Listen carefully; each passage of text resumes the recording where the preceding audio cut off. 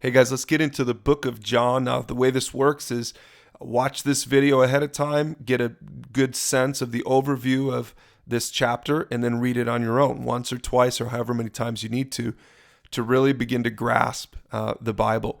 So we're going to start here with two questions I want you to think about as you read through John. Number one, who is Jesus? And number two, who am I?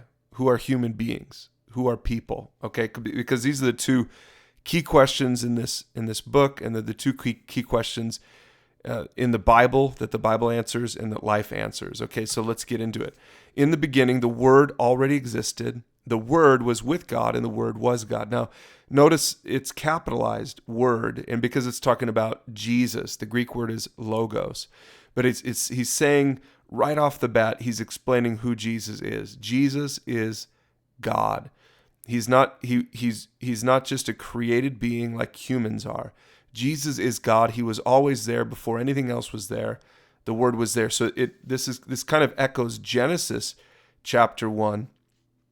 You can go back and read that for yourself, but it's very similar to that. There's a lot of structure here in this first chapter of John that's similar to Genesis. You see in verse 5, the light shines in the darkness. Remember in Genesis, God created the light.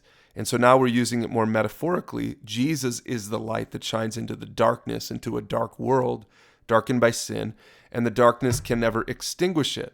Okay, so we see these things getting set up right away. So verse 6, God sent a man, John the Baptist, it was Jesus' cousin, to tell about the light, to tell about Jesus, so that everyone might believe because of his testimony.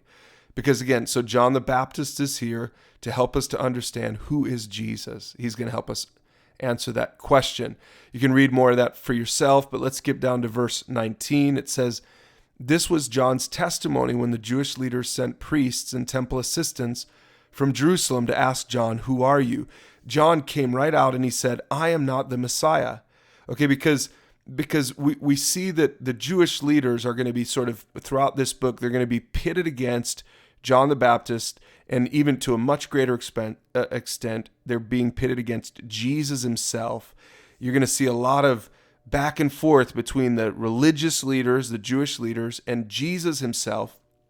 And right away, John is saying this, John the Baptist, he's saying, I'm not the one you're waiting for.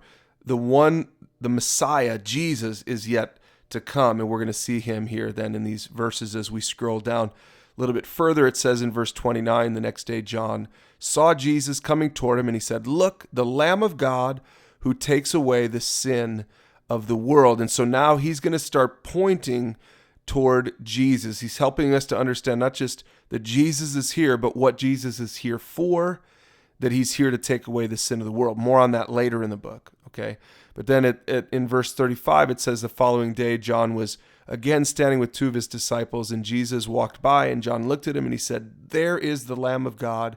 And so then two of John's disciples heard this, and they started following Jesus, which was fine with John, because John always knew it was about Jesus. It wasn't about himself. Okay, and that's something that every disciple of Jesus needs to understand. It's all about getting people to follow Jesus. It's not about getting people to follow ourselves, but to follow Jesus.